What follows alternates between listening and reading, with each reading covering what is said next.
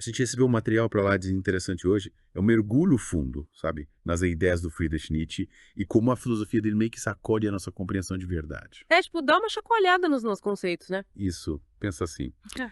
É como se a gente estivesse te dando um tour guiado pelas ideias principais do Nietzsche. A Legal. gente vai focar em como ele via a busca pela verdade, não como algo simples e direto, mas como algo bem mais sei lá, sinuoso, cheio de nuances. Faz sentido. Então vamos destrinchar as ideias dele sobre a linguagem, a moral, a religião e esse conceito, digamos, intrigante que ele chamou de vontade de poder. Hum. E a gente vai tentar conectar tudo isso com o mundo de hoje, especialmente com essa coisa toda de desinformação, fake news. A gente vive no mundo, né? É, a gente vive. E nosso objetivo aqui é pegar os insights mais importantes desses textos Isso. e te dar uma visão mais clara, quem sabe até te surpreender um pouco com o que o Nietzsche estava querendo dizer. É, às vezes a gente se surpreende mesmo. Total. E já de cara, uma das ideias mais, sei lá, polêmicas do Nietzsche, que aparece bastante nesses textos, é que a ideia de uma verdade pura, tipo, 100% objetiva, universal, algo que todo mundo concorda, é na verdade uma máscara, uma ferramenta até. Uma ilusão. É tipo isso. Ele dizia que essa verdade que a gente tanto fala, muitas vezes, serve aos interesses de quem está no poder, moldando como a gente vê o mundo, sabe? Ah. E como a gente influencia uns aos outros. É, quem tem o poder dita a narrativa. Exatamente. E aí que entra na linguagem, que é um ponto central nos textos que você mandou. O Nietzsche não via as palavras como simples etiquetas para coisas no mundo real. Certo. Ele defendia que a linguagem constrói a nossa realidade. As palavras criam categorias e hierarquias e isso não é neutro. Uhum. Geralmente serve a certos interesses e mantém as coisas como estão, né, o status quo. Então a verdade que a gente tanto fala muitas vezes é moldada pela linguagem, uma criação humana, Interessante. não um reflexo perfeito de uma realidade objetiva. E aí que a coisa fica interessante. É porque a gente tende a pensar na linguagem como algo transparente, né? Sim, como se ela apenas descrevesse o mundo como ele é. Mas, para o Nietzsche, a linguagem é ativa. Uhum. Ela molda nosso pensamento, nossa percepção da realidade. E como ele argumenta isso? Ele fala que no momento em que a gente dá um nome a alguma coisa, a gente já está impondo uma estrutura ou interpretação em cima daquilo. Uhum. A linguagem não é um espelho que reflete, mas uma lente que distorce sutilmente o que a gente vê. Faz sentido. É como se a gente estivesse sempre olhando o mundo através de um filtro, né? Exato. Isso. E essa distorção, como você bem disse, raramente é aleatória. É, serve a propósitos, né? Isso. E aí, as suas fontes também se aprofundam na crítica do Nietzsche à moralidade e à religião. A crítica dele é bem famosa, né? Sim, ele via esses sistemas como algo que prende a nossa cabeça dentro de ilusões confortáveis, em dogmas. É tipo zonas de conforto, né? Isso. E ele dizia que a busca verdadeira pela verdade pode ser um ato de rebelião contra esse tipo de conformismo, de obediência cega. Que loucura, né? É. Questionar o que te apresentam como certo, divinamente ordenado, tudo isso, na busca por um entendimento mais profundo. É desafiador, né? Totalmente. Ele enxergava a moralidade tradicional e a religião como convenções sociais criadas em um determinado momento histórico para atender certas necessidades. Ah. Ele questionava se esses sistemas realmente incentivavam a busca pela verdade ou se, na verdade, ofereciam um caminho mais fácil, sabe? Sei. Baseado na fé, na aceitação de regras já estabelecidas. E aí entra um conceito-chave que aparece direto nos textos. A vontade de poder do Nietzsche. Esse é um dos conceitos mais importantes dele, né? Com certeza. E não é só sobre o poder político, não. É uma força fundamental que move tanto indivíduos quanto grupos Certo. a se afirmarem, a defenderem seus pontos de vista. Os textos explicam que, para o Nietzsche, essa vontade de poder é o motor por trás da manipulação da verdade. E tipo a força motriz, né? Sim, as pessoas criam e espalham suas próprias verdades como um jeito de ganhar influência, de impor sua visão de mundo. E a objetividade fica em segundo plano, né? Exatamente. Nessa briga por, digamos, supremacia intelectual. É, no fundo, todo mundo quer ter razão. Isso. E isso significa. Significa que, para Nietzsche, a busca pela verdade está ligada a essa dinâmica de poder. As histórias que a gente aceita como verdadeiras, muitas vezes, não são as mais verdadeiras em um sentido absoluto, mas sim aquelas que são promovidas com mais força por quem tem o poder. Interessante. Seja poder político, social, até intelectual. Tipo como diferentes veículos de comunicação noticiam o mesmo evento, né? Isso, a escolha das palavras, os fatos que eles destacam, tudo serve à vontade de poder deles. O desejo de promover uma interpretação específica, de ganhar influência. É moldar a narrativa. Exatamente. E o material que você mandou destaca algo muito importante. a relevância das ideias do Nietzsche hoje em dia? Nossa, super relevante, né? E principalmente nessa era de tanta desinformação e fake news. A gente vê isso o tempo todo. Totalmente. Os alertas dele sobre como a verdade é construída, como o poder influencia isso, são muito importantes quando a gente vê como as narrativas são facilmente manipuladas no mundo digital. É, a gente tem que ficar esperto. Com certeza. É. E aí a gente fica pensando, quais são as verdades que a gente encontra por aí, né? Vai ficar a questão. Uma das partes dos textos fala sobre a tese de Nietzsche de Schieber, Interessante. que sugere que a nossa principal motivação em muitas conversas não é bem achar a verdade, mas se apresentar de uma certa forma, Aham. para subir na escala social, sabe? Sei. Essa ideia, que dialoga com as críticas do Nietzsche, nos faz pensar. Será que as nossas conversas do dia a dia são menos sobre trocar informações honestas e mais sobre controlar como os outros nos veem? É tipo autopreservação, né? Isso. O que te chama a atenção nessa ideia? O que me chama a atenção é como ela meio que quebra a ideia de que a comunicação humana serve só para trocar informações verdadeiras. Se a autopreservação e a busca por aceitação social são mais fortes, isso explica muita coisa sobre como a gente interage, sobre como as informações são filtradas e apresentadas. A gente molda a mensagem de acordo com o público, né? Sim. E as fontes exploram as implicações dessa visão em várias áreas, até no sistema judicial. Nossa, que interessante. E Fiat tende a querer se mostrar bem na fita, em vez de só falar a verdade, como confiar totalmente no que uma testemunha ocular diz. É, faz pensar, né? E nesse mundo inundado de informação, isso também levanta questões sobre a credibilidade do que a gente consome.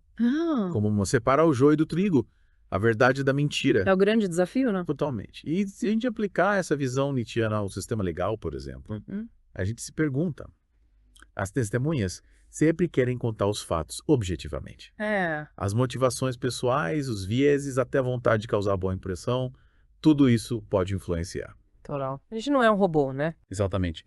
E no fim das contas, os textos deixam claro que o Nietzsche não estava dizendo que a verdade não existe, Certo. mas que a busca pela verdade é uma jornada individual, contínua.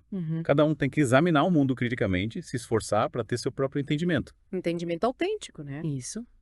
E aí surge uma pergunta importante para você que está nos ouvindo. Qual seria? Como desenvolver essa humildade epistêmica que ele falava? Boa pergunta. Reconhecer que a gente não sabe tudo, que a gente pode estar errado. Num mundo que te empurra para ter certeza de tudo, né? Exatamente. E a defender suas opiniões com unhas e dentes. Como equilibrar essa necessidade de acreditar em algo com a vontade de questionar? É, de mudar de ideia. No fundo, é sobre reconhecer que você não sabe tudo e ficar de boas com a possibilidade de estar errado. No mundo de hoje, com tanta informação instantânea e opiniões fortes, essa humildade é crucial. Para não cair em bolha de pensamento, né? Exatamente. As fontes também explicam a ideia do Nietzsche de que a verdade é uma construção social. Ela não está lá fora esperando para ser descoberta. É algo que a gente cria através da linguagem, moldada pelas nossas perspectivas, valores e por quem tem mais poder. E pela utilidade, né? Isso. Até a utilidade de uma verdade influencia se ela vai ser aceita ou não. É, que funciona pra gente, né? Essa visão muda totalmente como a gente entende o conhecimento. Sim, porque a gente tende a achar que o conhecimento é algo objetivo, né? Sim. Mas se a verdade é uma construção social, isso não significa que tudo vale, que não existem fatos. Certo. Significa que a forma como a gente interpreta e dá sentido a esses fatos é influenciada pelo nosso contexto. Até o que a gente define como um fato pode ser moldado por essas forças. Pensa nas diferentes culturas, com seus valores, suas normas. Essas crenças compartilhadas moldam o que eles consideram verdadeiro. É o que é certo. Exato. E aí, aprofundando ainda mais, os textos falam do ensaio do Nietzsche sobre verdade e mentira no sentido extramoral. Conheço esse ensaio. Ele argumenta que a linguagem é naturalmente metafórica. Usa comparações que acabam distorcendo a realidade. A metáfora enriquece a linguagem, mas também a distancia da realidade literal. Exatamente. E até os nossos conceitos, ele dizia, são simplificações, generalizações que ajudam na comunicação, mas que perdem as nuances do mundo real. A gente precisa simplificar para entender, né? É um lembrete de que as ferramentas que a gente usa para entender a verdade não são perfeitas. Elas têm suas limitações. E, para finalizar, o material que você mandou destaca a visão do Nietzsche sobre a moralidade tradicional e a religião como obstáculos na busca pela verdade. Era bem crítico em relação a isso, né? Sim, ele via essas coisas como construções sociais que priorizam o controle, que oferecem ilusões confortáveis, em vez de incentivar um engajamento real com a realidade. Tipo, vive num mundinho da fantasia, né? Isso. Ele até fala de uma inversão de valores, onde a força e a individualidade são deixadas de lado. E o que entra no lugar? Características mais submissas. Ele via a busca por conforto como algo que nos afasta da verdade. A gente prefere as verdades que nos fazem sentir bem, né? Que confirmam o que a gente já acredita, que nos dão segurança, mesmo que não sejam reais. E essa busca por conforto nos torna resistentes a questionar, né? Totalmente. A gente não quer ouvir o que nos incomoda. E juntando tudo isso, as fontes mostram como a moralidade pode levar à hipocrisia, a ideias preconcebidas, que por sua vez escondem a verdade. A vontade de poder não é só sobre dominar os outros. Certo. É uma força que pode se manifestar na nossa busca por conhecimento. Mas também pode corromper essa busca se a gente priorizar o nosso próprio sucesso em vez da compreensão objetiva. Faz sentido. E aí tem o niilismo, a sensação de que os valores tradicionais perderam o sentido. Que pode levar à apatia, né? Sim, achar que a busca pela verdade é inútil. É uma teia complexa de influências, né? A moralidade, o desejo de poder, a descrença nos valores tradicionais, tudo se alimentando. E dificultando a busca por uma verdade desinteressada e objetiva. É um grande desafio. Mas é importante entender que o Nietzsche não estava dizendo que a verdade não existe. Certo. Ele enfatizava que a busca pela verdade é uma jornada individual, contínua. Como você pode aplicar essa visão nietzschiana na sua vida? Boa pergunta. Como ficar mais atento às influências que moldam a sua compreensão da verdade? E buscar um conhecimento mais verdadeiro e independente. É o caminho, né? A gente explorou bastante as suas fontes e o Nietzsche realmente nos desafia a repensar nossas ideias sobre a verdade. Sim, ele nos sacode um pouco, né? Totalmente. Ele nos convida a ver a linguagem como uma ferramenta poderosa, a questionar a influência da moral e da religião, e a reconhecer o papel da vontade de poder na busca por conhecimento. A ideia de que a verdade é uma construção social, influenciada pela perspectiva e pelo poder, tem implicações enormes. Principalmente no mundo de hoje, né? Exatamente. E para alguém como você, que está sempre buscando conhecimento de forma rápida, mas profunda, o trabalho do Nietzsche oferece uma ótima ferramenta para analisar a informação de forma crítica. Com certeza. E com mais nuances, né? Ser bem informado não é só absorver fatos, mas entender as forças por trás deles. E além da superfície, né? Isso. As fontes que você mandou deixam claro porque as ideias do Nietzsche continuam tão relevantes. É impressionante como ele continua atual. Totalmente. A crítica dele, à busca tradicional pela verdade, nos dá ferramentas para navegar pelas complexidades do século XXI. A gente precisa dessas ferramentas. Com certeza. Yeah. E a desinformação e as narrativas que competem pela nossa atenção são desafios constantes, né? A gente vê isso todo dia. E pensando em tudo que a gente discutiu, talvez a lição mais importante do Nietzsche nesse mundo super conectado seja essa. Se boa parte do que a gente considera verdade é produto de construção social e vontade do poder, como a gente busca um entendimento mais genuíno e independente? É a pergunta que fica, né? E qual é a responsabilidade de cada um na hora de escolher as histórias em que a gente acredita que a gente propaga? Essa é a grande questão. É isso aí. Fica a reflexão. Gente, encontro vocês em outro podcast. Não esqueçam de se inscrever no nosso canal